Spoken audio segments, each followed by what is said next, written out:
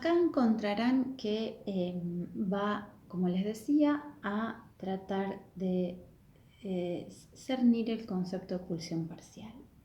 Voy a hacer solamente una puntualización porque esto lo vamos a dar en otros textos y además lo primero que quiero decirles es que el concepto de pulsión tiene varios niveles, no es una única cosa, podríamos decirlo, ¿no?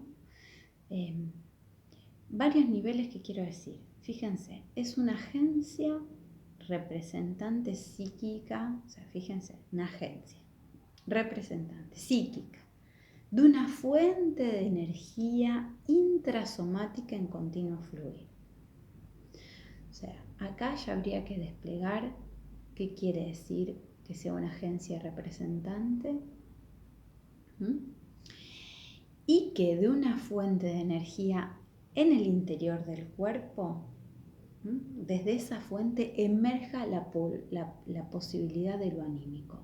Este es un primer nivel del concepto. Otros niveles es que es una medida de exigencia de trabajo. ¿Qué quiere decir? Que se le exija una medida de trabajo. ¿Qué entienden por eso? ¿Se preguntaron alguna vez acerca de estas definiciones que he dado, de esta gran definición que he dado del concepto de pulsión? ¿A qué se refiere? ¿Qué podemos pensar sobre una medida de exigencia de trabajo cuando además no posee cualidad alguna? Son variadas, se distinguen unas de otras por sus fuentes somáticas, que además tiene un proceso de excitación en cada zona erógena. O sea que al concepto de pulsión yo se los presento porque Freud, en los distintos agregados que le va haciendo al texto de 3 ensayos, él va perfeccionando este concepto de pulsión. Yo se los presento de este modo, como aparece en 3 ensayos, pero después le vamos a dar un gran lugar cuando sobre todo trabajemos pulsión y destino de pulsión. Porque además este concepto que es tan fundamental y tan amplio, después se cruza con otros conceptos. Pero por eso sitúo, si ustedes habían podido pensar, los problemas que hay al interior de cada nivel del concepto. Termina este primer ensayo con un apartado que se llama Referencia al infantilismo de la sexualidad. Les leo para que veamos cómo termina y hacia dónde va.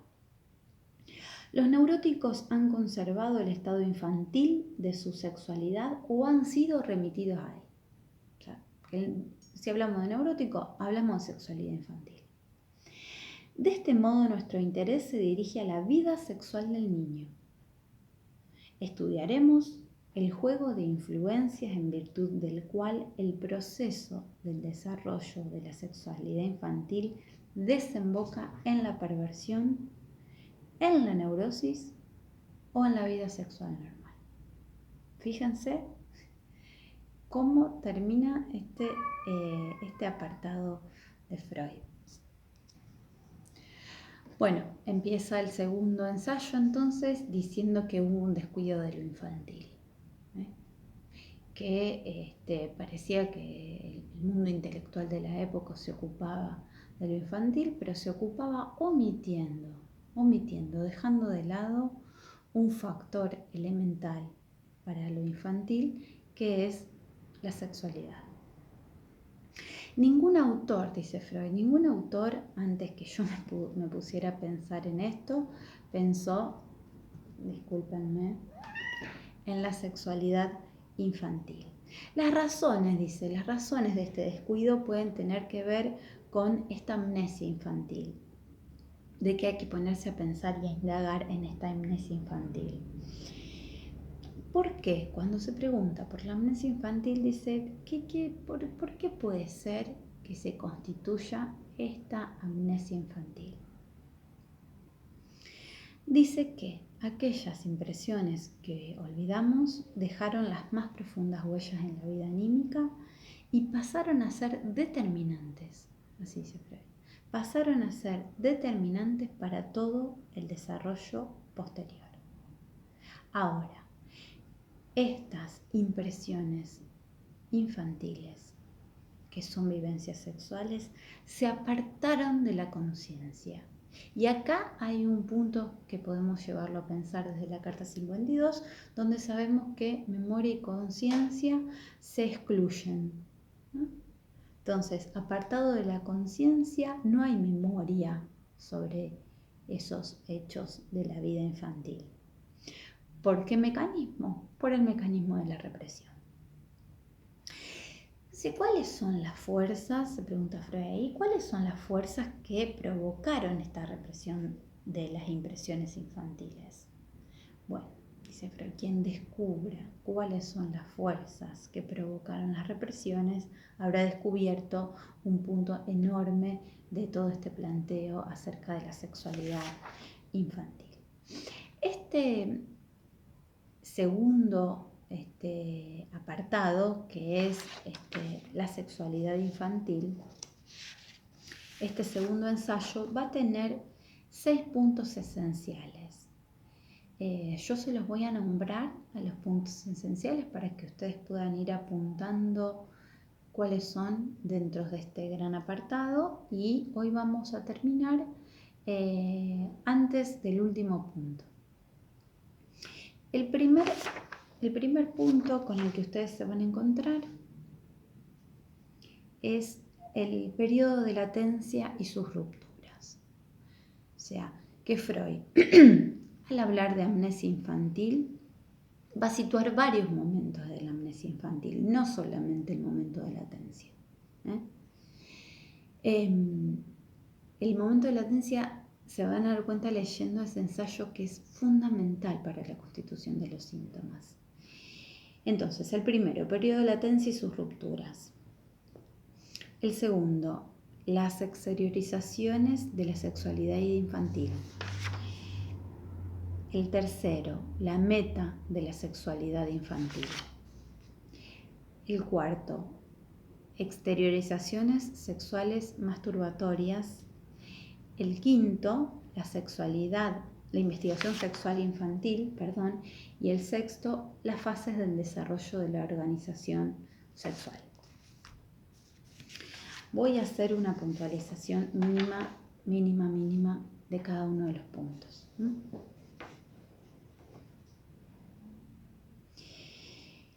Periodo de latencia sexual y sus rupturas. Apartado 1. Dice Freud que casi siempre, hacia el 3er o 4.er año de la vida de un niño, la sexualidad se expresa, y esto es muy notable si ustedes tienen o han tenido algún niño cerca, es notorio, notable además. La sexualidad se expresa y es asequible a la mera observación. Luego de esta primera oleada entre los 3 y 4 años, estas expresiones de la sexualidad sufren una primera sofocación. Sufren una primera sofocación por las inhibiciones sexuales y por las formaciones reactivas y la sublimación. Las inhibiciones sexuales van a estar formadas por los diques anímicos: asco, vergüenza, pudor, y ahí Freud agrega moral. Las formaciones reactivas y la sublimación tiene que ver con que la fuerza de la pulsión sexual es desviada hacia otros horizontes. No es casual que la escolaridad obligatoria y formal empiece entre los 4 y los 5 años. Es donde el niño ya puede desplegar, en relación a sus pulsiones sexuales, otro tipo de investigación desviada de una meta directa. Por eso, sublimación.